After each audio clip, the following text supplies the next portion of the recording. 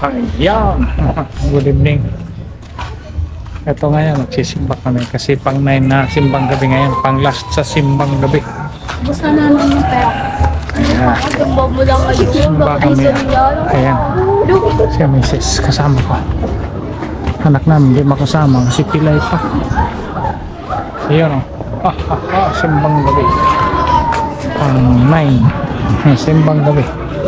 Plus night. Sa simbang gabi. Pero meron pa ibang misa.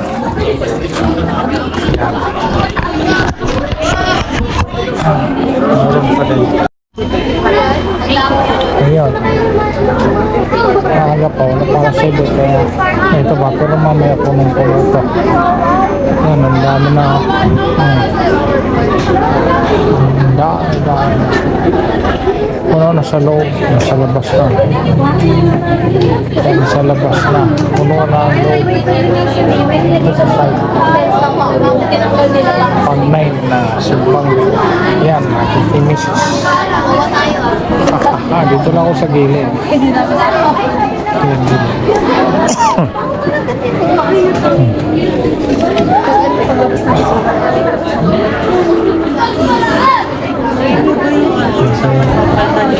Puno pa to. Sobra-sobra po ito. Dami ng kids, mga kabataan na pupunta. Sa loob ako, punong-puno na. Yan. Walang lamig yun. Puno. Anong bakit mo na Nasaan ako? Puno ang simbahan.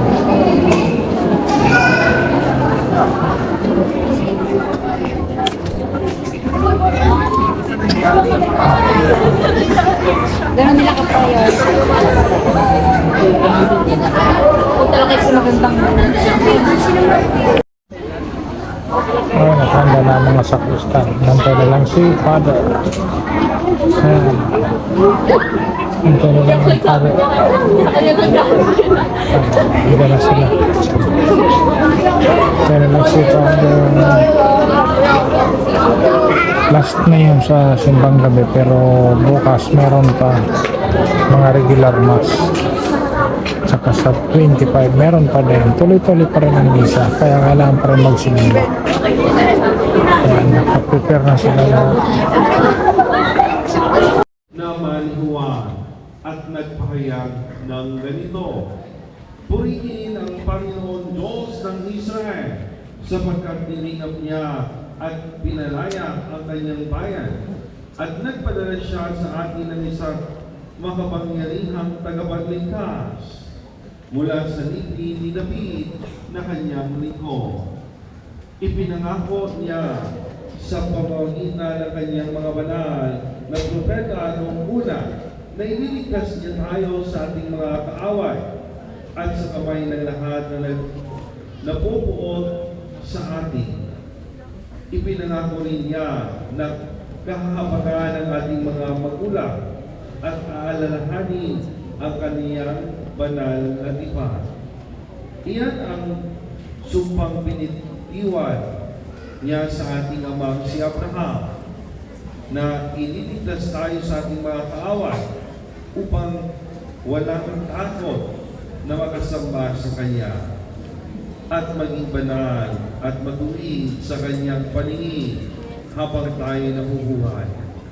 Ikaw naman, anak, ay tatawaging propeta ng kataasan sapagkat mauuna ka sa Panginoon upang ihanda ang Kanyang mga daraanan at ituro sa Kanyang bayan ang landas ng kaligtasan, ang kapatawaran ng kanilang mga kasalanan, sapagkat lubhang mahabagin ang ating Diyos. Magbubukang liwayway sa atin ang araw ng kaligtasan upang magbigay ng liwanag sa mga nasa kadiliman at nasa lilim ng kamatayan at patnubayan tayo tungkol sa daan ng kapayapaan. Ang mabuting balita ng Panginoon. Pinupuri ka namin, Panginoong Hesus Kristo.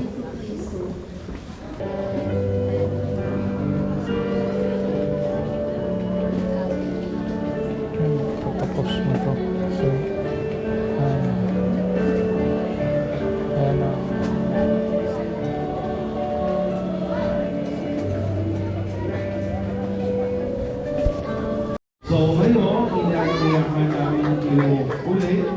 Bukas ang pinaka-climate ng ating pinagpagdiriwang, no? Kaya tayo nagkakaroon ng simbang kami o 9 nights o 9 days of novena para sa Pasko ng kapanganakan ng ating Panginoong Jesus. So naway, tayong lahat ay mag-participate at sabay-sabay natin purihin sa lubungin ng dalag ang ating Panginoong Jesus. No? And then sa mga nakakompleto ng isang na gabi ng kanilang pagsisimbang gabi, mag-isal kayo ng taos puso, wish kayo, and then ang Diyos ay laging nakikinig, ang Diyos ay laging nandiyan para dinggin ang ating mga panalangin. Malay nyo, yung wish nyo ngayon ay magkatotoo as soon as possible within this new year. So, palakpakan natin ang bawat isa.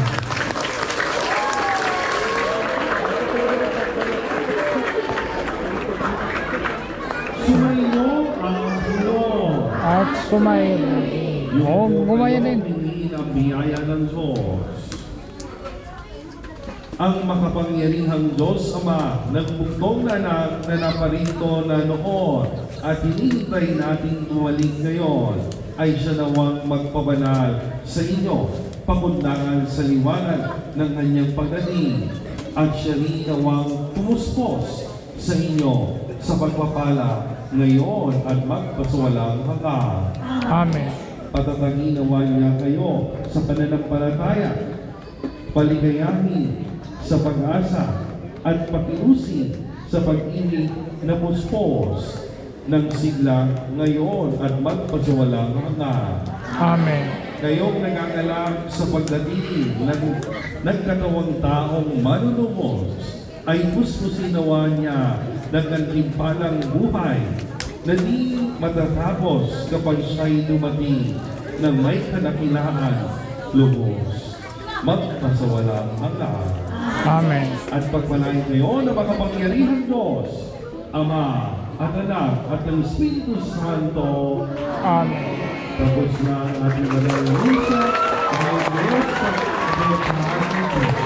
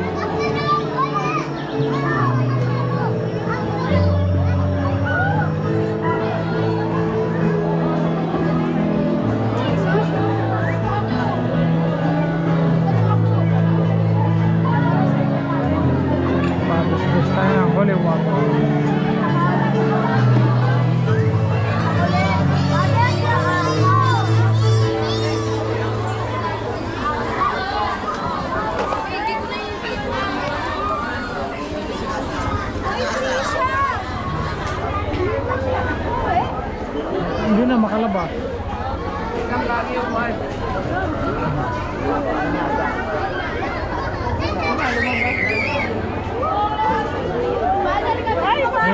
Thank you. Salamat. Ayun.